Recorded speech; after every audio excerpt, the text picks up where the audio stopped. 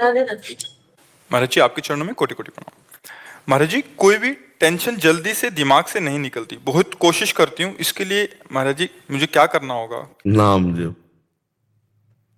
खाली दिमाग तो गंदगी ही तो भरेगी।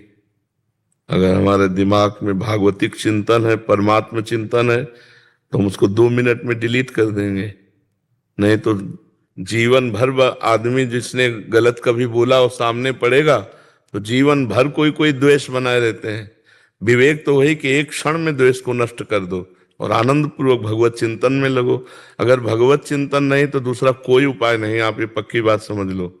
अध्यात्म के बिना आप इन निगेटिव भावों को रौंद नहीं सकते।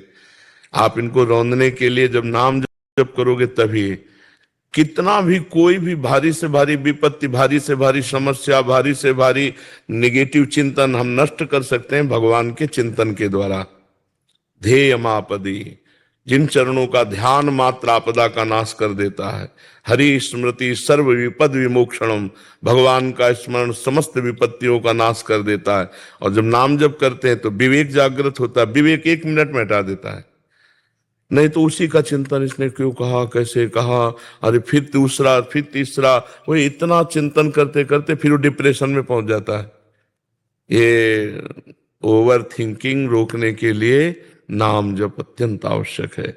इस लोक और परलोक में आनंदित रहने के लिए, दिमाग शांत और शीतल रखने के लिए हमें भगवान का चिंतन चाहे वो राम जपो, कृष्ण जपो, हरि जपो, जो नाम जपो, बिना नाम जप किए तब लग कुशल न जीव कहूं, सपने हूं मन विश्राम, जब लग भजत न राम कहूं, शोक धाम तज काम। ये शोक का धाम है संसार। कामनाओं का जाल बिछा हुआ, एक बात पूरी हुई 2 खड़ी हो गई, 2 पूरी हुई 4 खड़ी हो गई, और बार बार उसी का चिंतन करते हुए हमारा जीवन व्यर्थ चला जा रहा है। हम आनंद को तो जान ही नहीं पा रहे। आनंद किसे? हम समझ रहे हैं कामनाओं की पूर्ति से आनंद है, और कामनाओं की पूर्ति से तो और चिंता शोक बढ़ता चला जा रहा है। तो आनंद का मार्ग अध्यात्म है। हम नाम जप करते हुए सब काम करें। नाम जप करते हुए, नाम जप में इतनी प्रवीणता है, जैसे आपने हमें गाली दिया, आपने हमारी निंदा की, आपने हमें अपमानित किया, तुरंत विवेक उठेगा। नहीं नहीं, इसके भी हृदय में तो भगवान है। मेरे किसी पाप कर्म का दंड मुझे भुगताया जा रहा है, ये बेचारा तो निर्दोष है, इसको तो निमित्त बनाया जा रहा है। बड़े कृपालु भगवान, जो हमारे किए हुए कर्म का हमको दंड देकर पवित्र कर रहे हो। उससे मतलबे नहीं है, उससे मतलबे नहीं है। वो दुष्ट नहीं है। हमारी दुष्टता का किसी जन्म के जो कर्म है उसका दंड देने के लिए इसको निमित्त बनाया गया। ये विवेक, ये ज्ञान आपको 1 मिनट में बचा लेगा। दूसरी बात, इतनी नाम जप से क्षमता आ जाती है कि जैसे अपने हाथ से अपने चोट लग जाए, किसको आप गाली दोगे?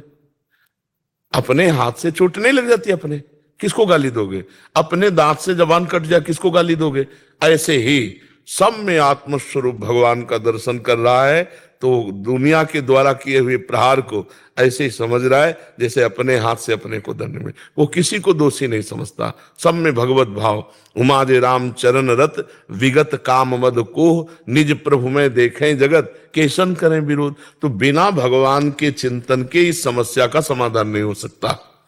जब तक सर्वत्र समबुद्धि नहीं आएगी, ज्ञान नहीं जागृत होगा, तब तक ये जलन शांत नहीं होगी।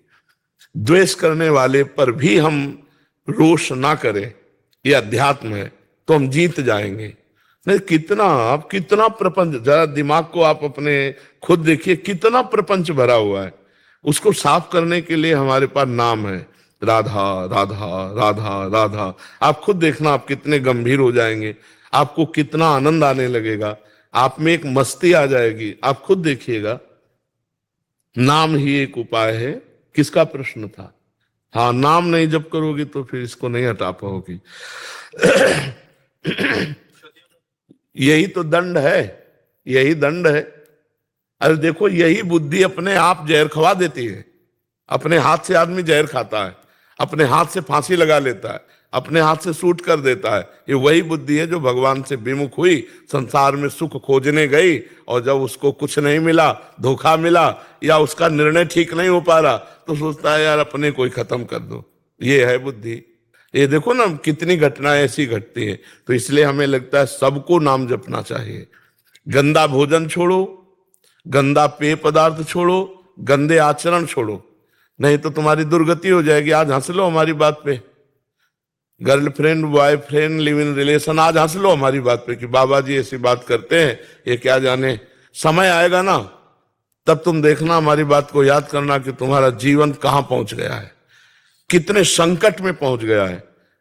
तो सच्ची मानो सबको नाम जप करना चाहिए, गलत भोजन छोड़ना चाहिए, गंदा पेय पदार्थ छोड़ना चाहिए, गंदे बच्चों का संग छोड़ना चाहिए, तभी जीवन उन्नतिशील होगा। जो 20 वर्ष के पहले ही ब्रह्मचर्य खो देता है वो गृहस्थी लायक नहीं रहता। समय आने पर देख लेना, एक अच्छा सदगृहस्थ जीवन निर्वाह नहीं कर पाएगा वो। तो आज हमारी समाज बिगड़ती चली जा रही, खान पान बिगड़ते चले जा रहे हैं।